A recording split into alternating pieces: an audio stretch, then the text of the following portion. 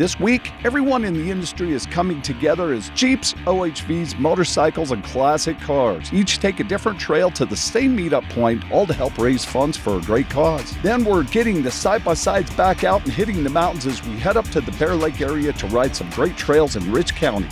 Finally, the AYL crew is venturing out to the Weber River to catch some kayaks as they navigate the epic white water that only shows up 4 times a year. It's all headed your way now. At Your Leisure is next.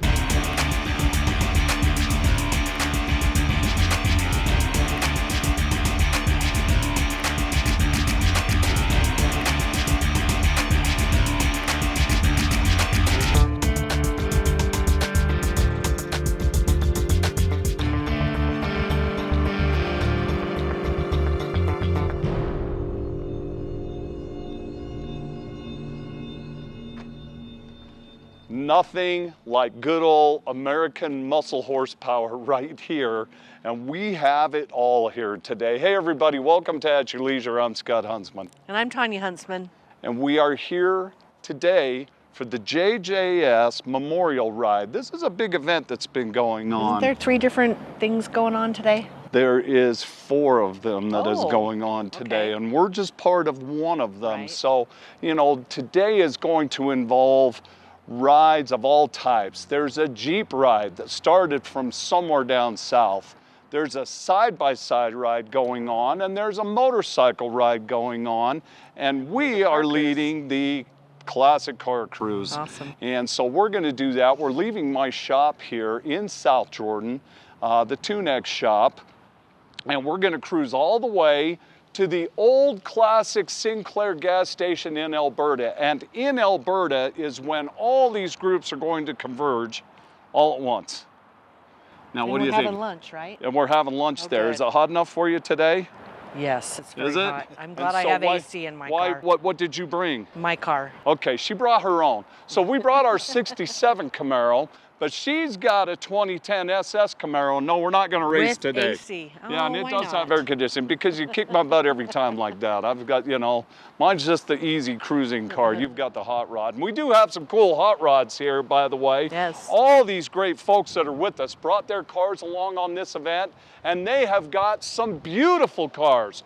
Why don't we take a look at them? Let's check it out.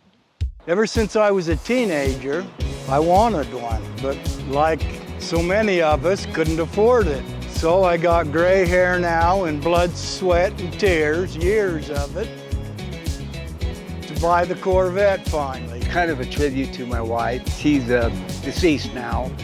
She died in 17, and I dedicated it to her. Her name's in the engine. And a friend of mine and I did mostly all the work. Mr. Tunex, Scott himself did a lot. He does a lot of things for me on the car, which helps a lot. I had a 70, I sold it when I had kids. Looked for this one, it took me 2 years to find the right car. I wanted to make a resto mod. This one needed a motor, needed an interior, so it was the perfect candidate. I enjoy having something that's just super rare and unique, and it had that factor and just had a cool fun factor for me. Looks like a little Hot Wheels model toy, and so I couldn't pass it up.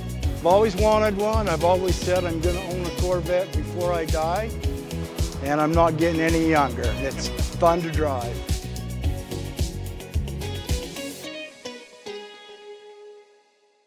You know, babe, we have some cool cars with us here today. Oh, yeah, for sure. I mean, these participants are fantastic.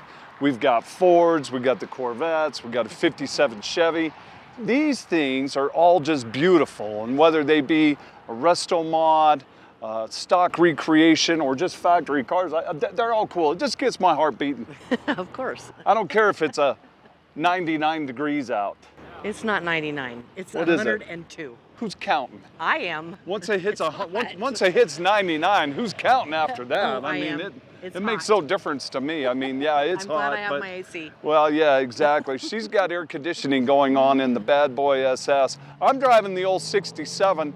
It has air conditioning, but I haven't upgraded the cooling system enough yet, so it'll overheat if I run it, so I'm going without, just like I was 16 years old. Hey, we're on the way on the JJS Memorial Ride, and we stopped for a pit stop here in Saratoga Springs, so you see beautiful Utah Lake behind us. Yes. You know, it almost makes me want to get the boat out right now. Right. But in the meantime, nice. we are on our way to Alberta to the classic Sinclair gas station there, and while we are rolling along, You check out this week's Where To. There are few better ways to begin a long day of adventure than a tasty breakfast. The quiet town of Randolph can provide that perfect start. This building was abandoned and we wanted to fix this up and decided about 1.5 years ago we wanted to open a bakery. And so we thought it was a fun place to ATV, so we thought we'd buy maybe a little home here to ATV out of, and ended up just moving here. It's just such a great community. We love it here. We're really happy that we've moved here. It's easy to see why with all these epic views just out of town. We started at Randolph. Total round trip, we're doing it around 65 miles today. We started down in the lowlands there of that valley and came up a canyon called Ode Canyon, dropped up, came up over a ridge into some beautiful pines, Quakies with great vistas, and ultimately ended up dropping down to Hardware Ranch where they winter the elk refuge in the wintertime. But with these blue skies and winding trails, it's time to enjoy OHV season. Side-by-sides is a wonderful sport for all ages, young kids to people my age. I'm 78 years old. And this trail today was very easy to handle. It's on a four-wheel drive road.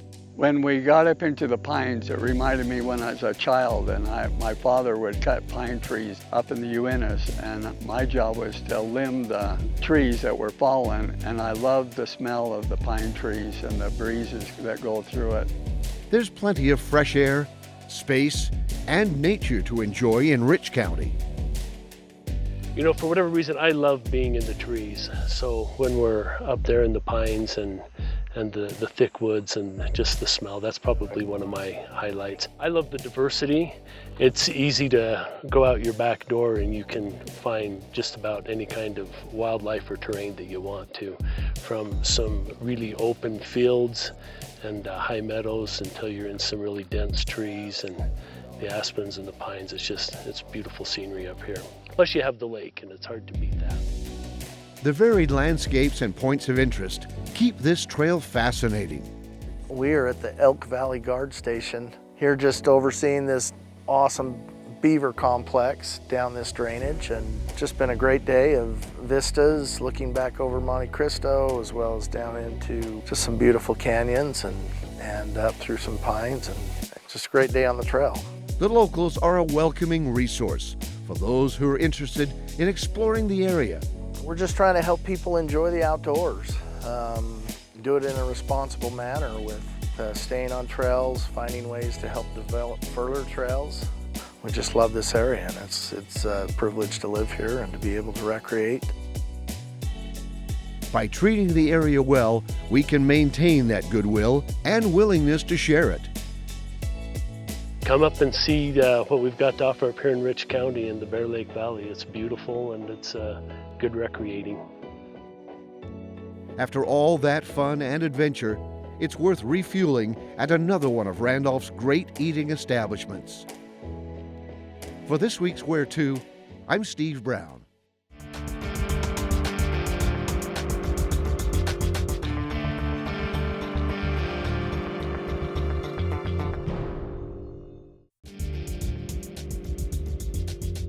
Welcome back to At Your Leisure. I'm Anthony Lujan with Smoke Ain't No Joke Barbecue and the Pitmasters Podcast. Today we're going to be cooking up some pork chops with an apple brown sugar glaze. We're going to be cooking them on the gas grill, so you can do this in your backyard or on your back patio. So let's just get to it. Alrighty, we're going to start off today with peeling our apples and chopping these up real quick. So we're just going to peel these out a little bit, and we're just going to chop these up. We're not looking for a lot of apples. We're just looking just for the apple flavor. This is the secret part, is a lot of butter. I'll take a whole stick of butter here, our apples, and then we'll take about half a cup of brown sugar and just pour that in there. So we're gonna take that and we're gonna put it in our grill, and we're gonna let this all melt together and pretty much become a liquid. And then we'll put that on the end of these pork chops when we get to that point.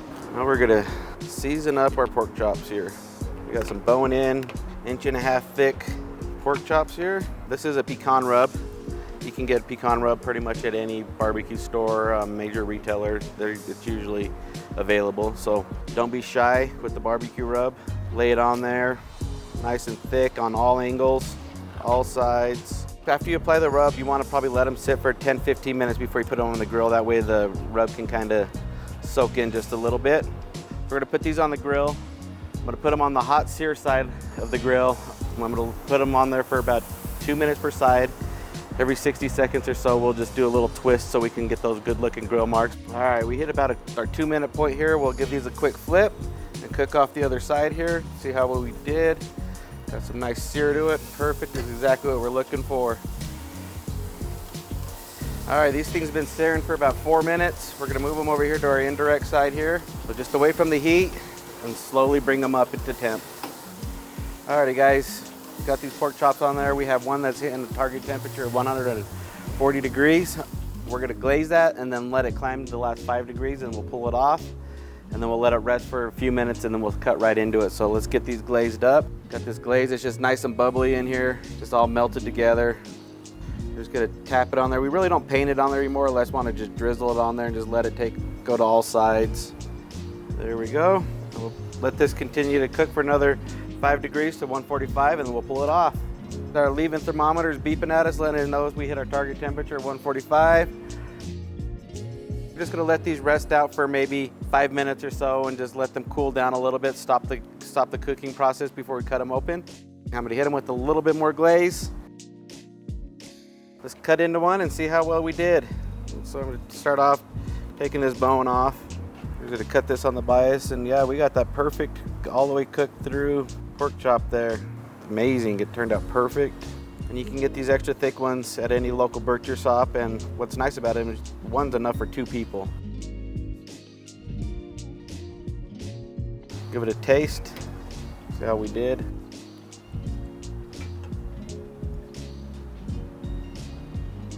Spot on, just how we like them. I'm Anthony Lujan with Smoke Ain't No Joke Barbecue, Pit Masters Podcast. We'll be right back with At Your Leisure.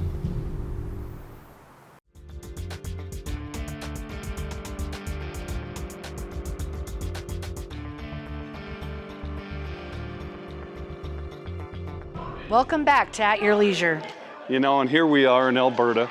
We made it all the way. It's been quite a ride down. It's been a great one. We're having a wonderful lunch. In the shade. In the shade, in this covered pavilion. Thank goodness on this almost 100-degree day. I'm It's still calling it 102. It was in my car, 102. 99. 102. The phone just said 99. Again, who's counting after 99 as far as I'm concerned? You've got air conditioning. Anyway, the JJS Memorial Foundation, that's what we're here for. And there's going to be a great speech. Big Sarge Westrick is here. We love him on the program, but he is emceeing this event, and they have a number of organ recipients as well as other families who have also had loved ones who have passed that became donors themselves. It's a very inspiring story that I think we're going to hear from many of them. And, you know, I say let's talk to Daneen Snyder, Jaden's mother. Jaden is the one who passed. Yes. And let's see what it takes to organize this and what the story's all about. I'm sure it's huge, yes. In July 2020, we lost our 20-year-old son, Jaden, in a car accident in St. George, Utah.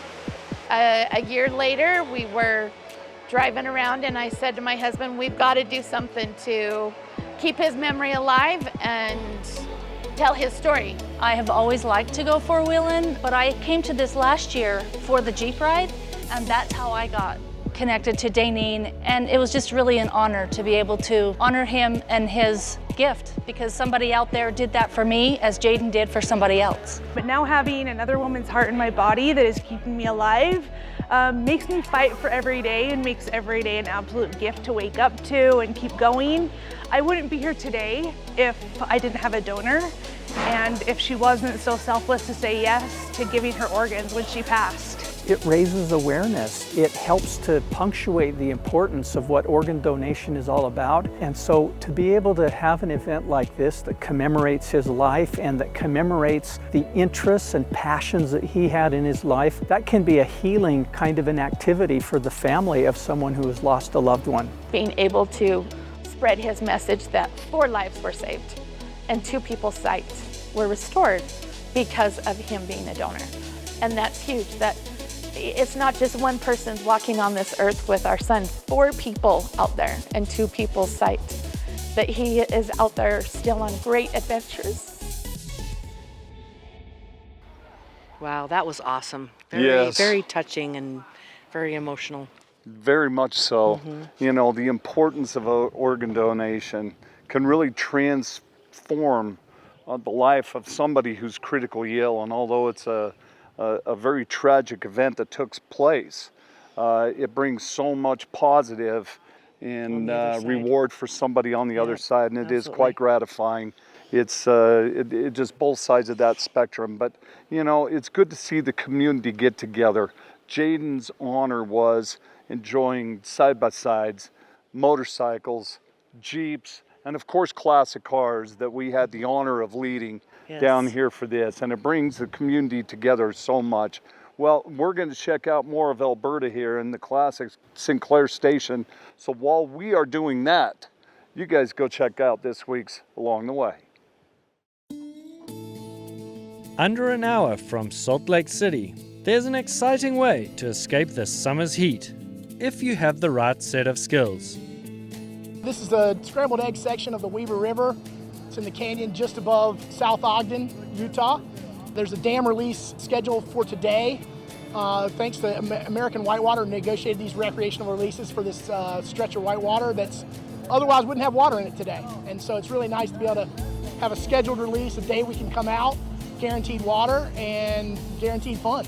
With this fun comes responsibility. People worked hard getting access to this section of whitewater. It's important users respect it and stay safe so it can continue to be enjoyed in the future. It's 4 releases a year. This stretch really opens up a lot of options for paddlers in this area. There's just not much water this time of year. We do live in a desert, so any opportunity to paddle Class 4 whitewater is really a good opportunity for us. Whitewater classification starts at 1, being the easiest. 4 requires advanced skills. Class 5 is for experts only. And 6 often considered impossible.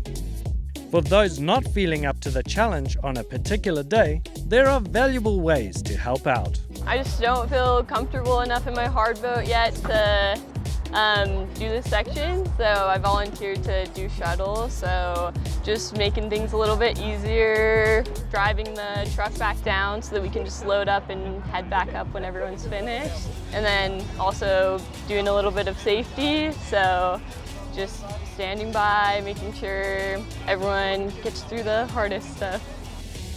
With that cover and peace of mind, the paddlers get to enjoy this fun and challenging section of river. The run is fairly short, Class 4, kind of continuous water. You go out around a bend, once you come back, there are 3 pretty big drops, 6 to 8 foot drops that kind of make up the run. I don't know that they have names, I just hear them call 1, 2, and 3.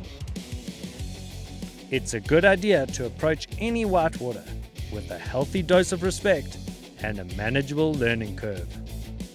This is not a beginner's river. This is considered to be Class 4 plus. And if you wanted to get on this river, I would suggest the first thing you would do is sign up somewhere for some rec league that has pool sessions for learning how to roll a kayak. That's really the foundation for everything we do out here, because inevitably you're going to turn over, and when you do, you want to have the ability to turn back. Although the scrambled egg section of the Weber isn't a starting point, there are other ways to get into the sport.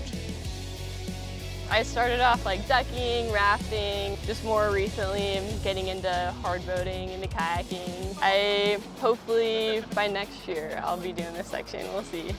A realistic and gentle progression keeps it fun for you and the people you paddle with. Pin tag section just upstream, right off the interstate as well, is about a Class 1-2 section. It's great for beginners, so there's pretty good water, at least this time of year.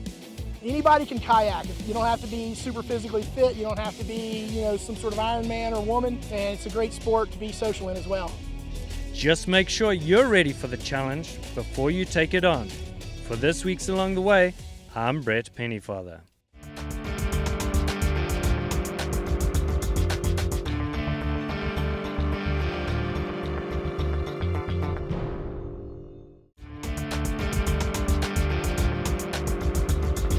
Hey, we found it.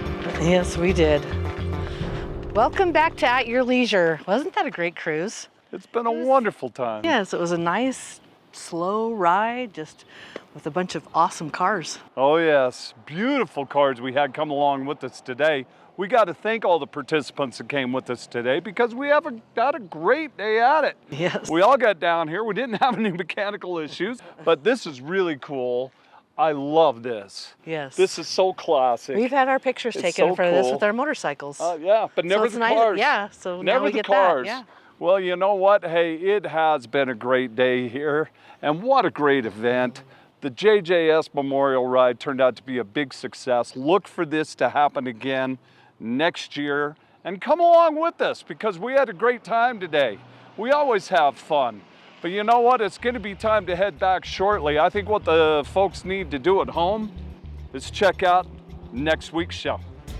Next week, Chad and Rhea are getting to scratch their motorhead itch as they get to have a fun-filled day of excitement at the Uinta Basin Car Show. Then the AYL crew is hitting the trails on another great adventure as they show off an amazing place with some very unique historical mining significance at the Beehive Kilns in Frisco. Finally, we're taking a look at the Duchesne County resort that had some recent devastations due to fires and floods, but it's back and it's better than ever. And don't forget to check out the all-new AYLTV.com events page to stay up to date on all the great outdoor events happening near you. Next week's show looks great. Boy, it sure does, but I don't know how it's going to beat this one because we've had a lot of fun today. Good old American muscle horsepower. Yes. And here for the great cause, and the Sinclair station in the back. It doesn't get any better than this. It's about as nostalgic as you could possibly be. Are you ready to get in the car with some air conditioning? Yes, please. Seeing that it's only 99 outside? It's 102. Yeah, whatever. Okay. Hey, you know what? Check it out. Come with us next year because we're going to jump in these bad boy rides and we're driving back to Salt Lake. So, obviously with that in mind, we always have to say, remember, there is adventures around every bend. Go out there and create your own adventure. At your leisure. I'll beat you home. Okay.